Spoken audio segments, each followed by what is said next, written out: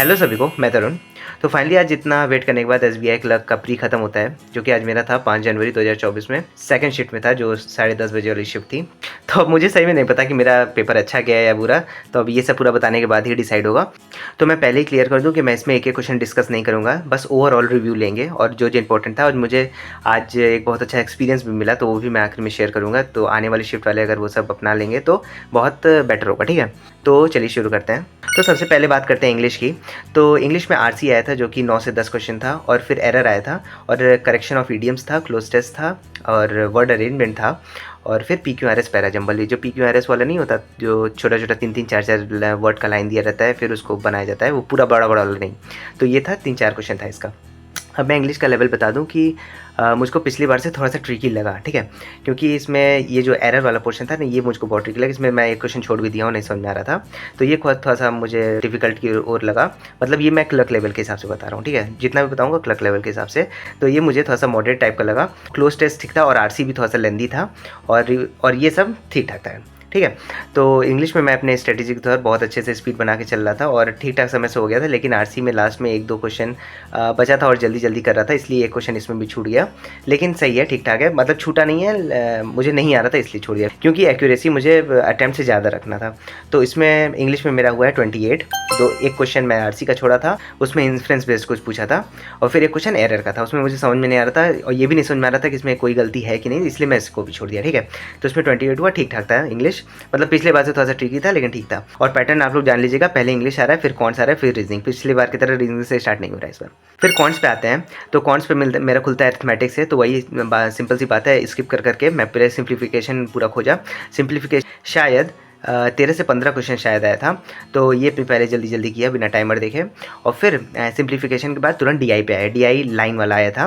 तो ऐसे करके पूरा जोड़ा हुआ था। अगर आप लोग अभी ऐसे आएगा ना, तो पहले एक तो टेबल बना लीजिएगा, फिर उसको ऐसे बार खोजना रहता है। तो फिर टेबल बनाने के बाद फिर उसको सॉल्व किया, और उसमें बहुत एक लाइन का क्वेश्चन नहीं दिया था डीआई में। जो क्वेश्चन दिए रहते हैं ना 5, तो वो भी 3-3 4-4 5-5 लाइन का था, काफ़ी मतलब सॉल्व करना पड़ा था।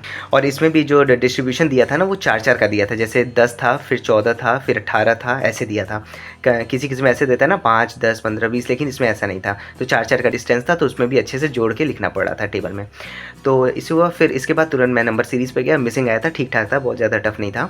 तो इसमें क्योंकि अगर कोई भी प्रैक्टिस किया होगा तो जल्दी हो जाएगा। और फिर इतना करने के बाद मेरे टाइमर में 6 से 7 मिनट बचा था, तो फिर मैं अरिथमेटिक पे आया। और फिर अरिथमेटिक शायद 10 आया था, तो इस पर भी जल्दी करते मैं अरिथमेटिक में 5 शायद कर पाया। हाँ, 5 कर पाया। उसमें भी जो बहुत 3-3 4-4 5-5 लाइन का था, वो सब छोड़ते आगे बढ़ रहा था। तो फिर उसके बाद 5 मिनट छूट गया था। तो मैथ्स में मैंने 30 अटैम्प्ट्स दिए हैं। मेरे हिसाब से ठीक था, क्योंकि अरिथमेटिक थोड़ा सा लेंदी आया था, और बाकी सब तो ठीक ठाक था। डीआई भी थोड़ा सा लेंदी था, लेकिन ठीक था। यहाँ तक तो बहुत अच्छा पेपर जा रहा था, मैं बहुत खुश था कि अरे वाह, अब तो वो कोई नहीं रोक सकता। लेकिन ये भाई साहब, फिर यहाँ आने के बाद सब बदल गया। अब कैसे बदला, वही मेरा एक्सपीरियंस है आज का, और वही मैं भी थोड़ी देर बाद शेयर करूँगा, और उसको आप लोग ज़रूर अपने एग्जाम में फॉलो कीजिएगा, वरना आप भी मेरी तरफ फंसेंगे। तो सबसे पहले देख लेते हैं कि रीजनिंग में आया क्या था। तो भर के 5 पजल आया था, ठीक है? ये अनसर्टेन वाला 3 क्वेश्चन का था, नहीं तो बाकी 5-5 क्वेश्चन का। तो स्क्वायर बेस्ड था, जो कि एक कॉर्नर वाले बाहर देख रहे थे और मिडिल वाले अंदर, ऐसे कुछ। फिर एक सर्कल था 8 लोगों का। फिर एक स्टैक बेस्ड था, पूरा बैठे थे, सामान रखा था या कुछ जो भी था। और फिर रो वाला था, नहीं रो वाला यही था क्या, पता नहीं, मैं भूल चुका हूँ। और मिसलेनियस में सिलोगिज्म आया था, नंबर न्यूमेरिक सीरीज आया था, वो जो नहीं 5-3-5 या फिर 4-3-2 ऐसे करके थे, वो आया था। फिर इनइक्वालिटीज़ आया था।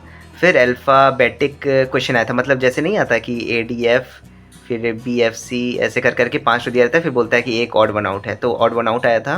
फिर बैकवर्ड फॉरवर्ड वो जो नहीं होता कि मान लीजिए कोई वर्ड है, जैसे बैकवर्ड ही वर्ड है, तो बोलता है कि आगे से गिनिए, पीछे से गिनिए, फिर नंबर से कितने अपने अपनी जगह बैठे हैं, ऐसा जो भी होता है।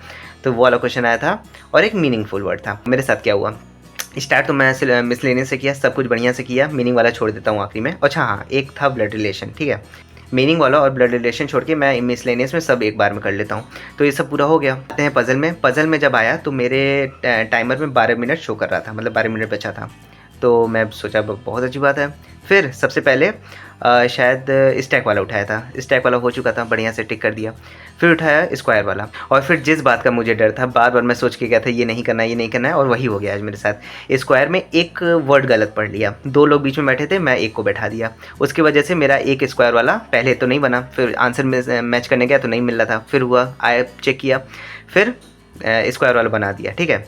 फिर आता हूँ सर्कल वाले पे, फिर सर्कल वाले पे फिर सेम गलती, 3 लोग को बैठाना था, 2 लोग को बैठा दिया। फिर उतने में तो भाई कोई भी हो डिमोटिवेशन आना पक्का है।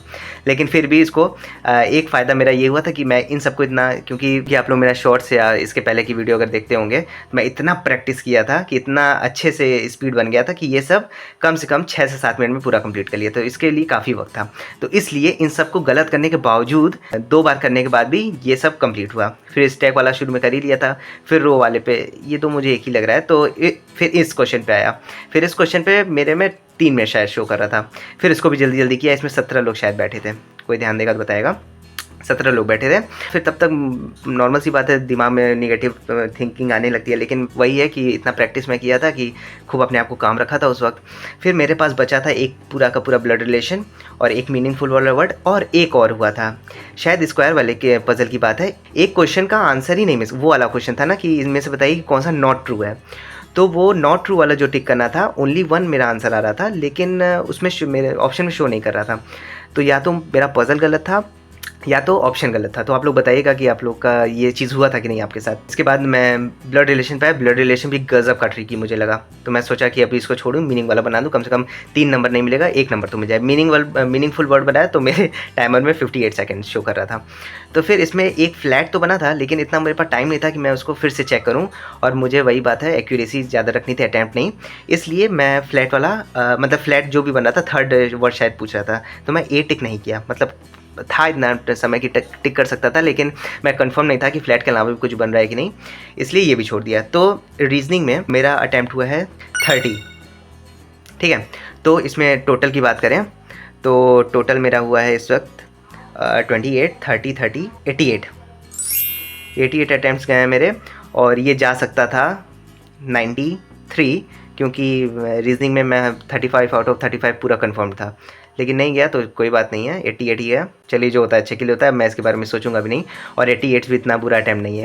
वही मैं अभी सोच रहा था ना कि इतना अच्छा प्रैक्टिस कर लो, इतना घीस दो कि अच्छा अटैम्प्ट जाने के बाद भी बुरा लगे। आप लोग मेरा शॉर्ट्स वगैरह देखते होंगे तो मेरा उसमें अक्सर 97, 98, 99 परसेंटाइल ही जाता था, और उसमें भी अटैम्प्ट ऐसे ही जाता था। और मैं पहले का अपना याद करता हूँ कि 80+ अगर जाता था तो मैं सोच के बैठ जाता था कि चलो निकलना ही निकलना है, और आज 88 करके आया हूँ तो दुखी हूँ, लेकिन नहीं, सब मस्त है।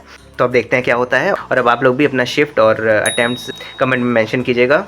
और सबसे इंपॉर्टेंट, जिसका भी अब 6, 11 और 12 को एग्ज़ाम है, तो मैं कल एक वीडियो डाला था कि कैसे एग्ज़ाम अटैम्प्ट करना है, उसी स्ट्रेटेजी में ये मैं पूरा किया था, तो उसको आप लोग जरूर देखिए जाएगा, बहुत फ़ायदा होगा यहाँ पे क्लिक करके। तो चलिए, thank you so much, bye bye.